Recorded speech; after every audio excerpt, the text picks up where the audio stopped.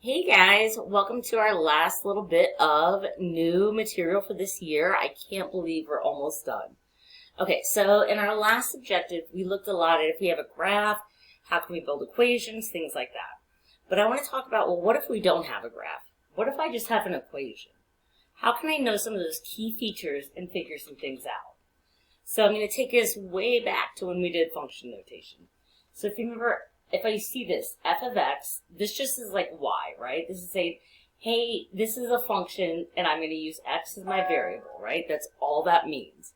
So a couple things that I want to talk about. Well, if I just see this equation, right, how do I know which way this graph opens? So I want us to start with our a, b's, and c's, right?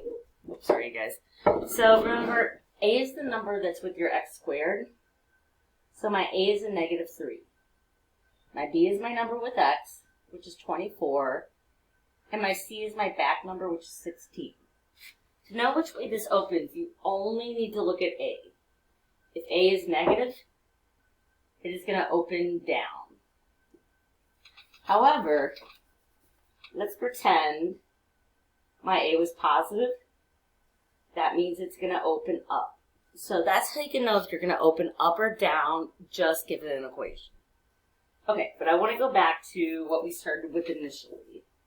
So I'm going to go back and start with that initial equation that we have. Okay, so cool, we know this thing is going to open down. That means if I have like a rough sketch, I don't know where the x-intercepts are. I'm just making some rough sketch, right? So I know it's going to open down. Well, what if I ask you, what is your maximum point? So if I give you this, we know how to find these roots, right? We can either take the square root of both sides if there's no b, we can factor, we can use quadratic formula, all that. But we haven't talked about, well, how do we find the vertex? So we have this formula. It says, how I can find my vertex is take a negative times my b value over 2 times my a value. And if you're familiar with quadratic formula, this should look very familiar. So if I use this formula, what it's going to tell me is what is the x value of my highest point. So what is that value? So all I'm going to do is just use this, right? I'm just going to plug in my b value and my a value. So I'm going to say, right, well, x equals a negative times my b, which is 24, all over 2 times my a value, which is negative 3. Okay, and I'm just going to simplify this. I'm going to say, cool, x is going to be negative, essentially 1, right? Times positive 24 is a negative 24. 2 times a negative 3 is a negative 6. Just keep reducing like normal, right? So negative 24 divided by negative 6 is a positive 4. So what this tells me is this parabola is at its highest point when x is 4. Well, what if I want to know, what's this y value? What's the y value going to be? Well, we've done things like this a lot, right? We already found our x. So what I'm going to do is go back to my original equation, and anywhere I see an x, I'm going to plug this for it. So I'm going to say, all right, so the height of this, the maximum height is going to be at negative 3 times 4 squared plus 24 times 4 plus 16. And I'm just going to keep working that out. So this is a negative 3. 4 squared is 16. This is going to give you 96 plus your 16. Keep working this out. Negative 3 times 16 is a negative 48 plus your 96 plus 16. All right, keep working it out. These two are going to give you 48 plus 16. And then when you combine these two, you're going to get 64. So that means this height of my maximum spot is 64 feet, miles, whatever we're working in, right? So that means my vertex is going to be at 4, 64. All right. So let's look at kind of an application problem.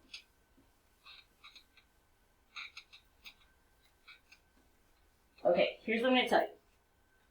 I'm going to tell you that you have a diver on a diving board. So here's the diving board. Here's the water.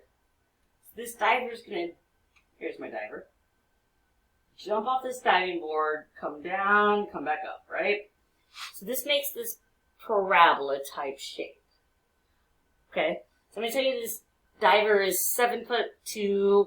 There's a wind of like 4.6 miles per hour. It's Sunday the 24th, whatever, right? I'm going to tell you all this extra information, but what I am going to tell you is this parabola can be modeled by this equation.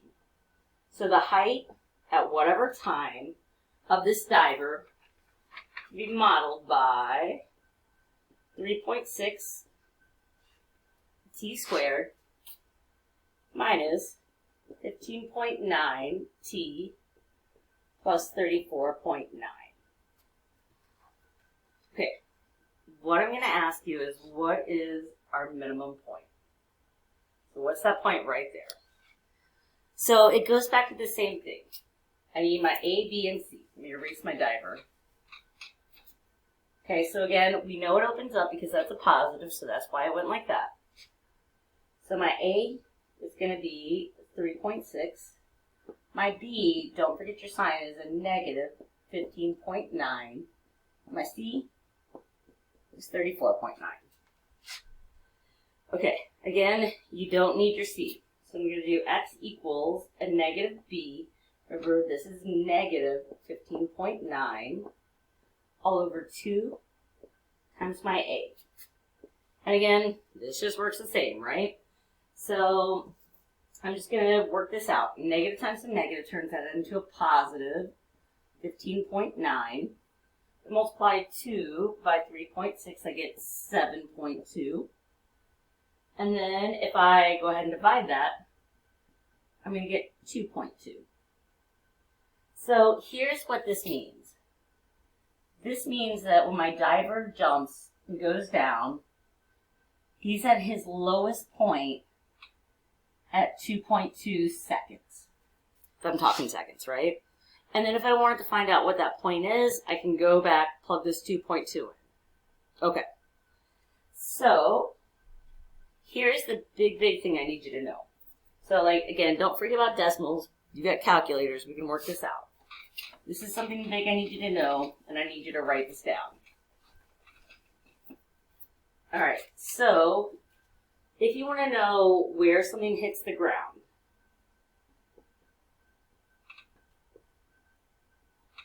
you're going to want your roots. So again, you can get these by taking the square root of both sides if there's no b. You can get this by factoring if possible, or quadratic formula, right? If you want to know the highest or lowest point something's going to reach, or the time that it reaches it, you're going to want your vertex. And that's where you do the negative b over 2a, right? So this is how we find the vertex. Again, this will give you the x value, which, like in the case of the diver and all of that, is time. If you want the height of it, though, you need to plug this value into your original equation. Okay. I have one more for you, and this is really important because you're going to see something like this on mastery assessment. I'm going to tell you that you have a park that is 6 meters. Actually, I'm going to start you off with just the situation. Okay, so you have a park that is 6 meters by 3 meters. The park is going to increase dimensions by x in both width and length. So what I want you to do, I'm going to tell you the new dimensions of, or the new area of the park is going to be 40 feet squared. I want you to tell me what is an equation you can use to represent this. Okay, so that is a lot of business. Here's my hint. Draw a picture. So here's your park to start with. It is 6 feet by 3 feet. Well, I'm going to increase this by width of x and also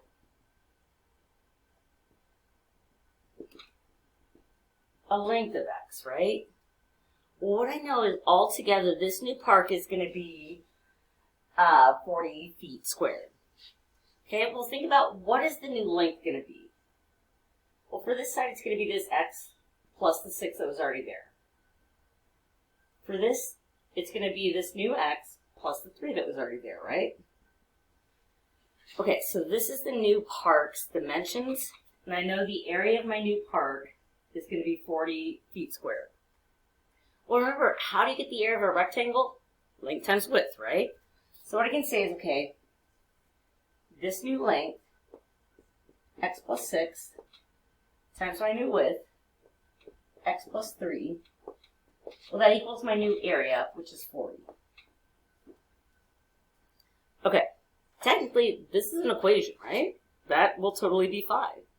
But however, if I want to do a little bit more work and like figure out what this looks like when I simplify it, I can. I know how to do it, right? So x times x is x squared. X times 3 is 3x. 6 times x is 6x. 6 times 3 is 18. Still equal to 40. Okay. Keep going. Combine your like terms. So I have a like term here and here. So I can say this is x squared plus 9x plus 18 equals 40. Okay, here's the thing I want you to understand. There's lots of ways you can write this equation. This is an equation that's totally valid. So is this. It's not the most simplified form, nor is this. And then we have this. And this is totally not the most simplified form. So what I can do is move this 40 over. So I'm going to get, all right, x squared plus 9x minus 22 equals 0. Now this looks like something I can deal with, right? I can solve this. I've got a b, so I can't take the square root of both sides. Let me try to factor this. So I'm set equal to 0. I want two numbers that are going to multiply to 22, negative 22, and subtract to 9. Well, that's going to be 11 and 2. I need the 9 to be positive. It's positive here, negative here. And then if I finish it up, I can say, okay, x plus 11 equals 0, and then x minus 2 equals 0. I can move my 11 over, and I can say, okay, one of my roots is at negative 11, add my 2 to both sides. The other one is positive 2. So here are my two answers. I want us to understand what these mean. So this means x could either be a negative 11 or x could be a 2. So I want us to think, does negative 11 make sense? Well, I'm talking about a length. Well, no, it doesn't make sense if it's negative. So I want you to understand, sometimes even though we get this, just like we talked about with the basketball, how there's a negative root, but that's because we're not on the ground, right? Sometimes we get these solutions that don't make sense. So if that happens, it's not the right answer, right? These are called extraneous solutions. So yeah, that's a solution, but it doesn't make sense in terms of my context. It's what's called an extraneous solution. So this can't be it. That means that the new part is going to be increased by 2 here and here. So if I wanted to figure out the new lengths, I could put 2 in here and say, oh, 3 plus 2 is 5, so this new length is 5. Put 2 in here, 2 plus 6 is 8, this new length is 8. Okay, so that is all I have for you. If you have any questions, please, please, please join my office hours. All right, you guys, bye-bye.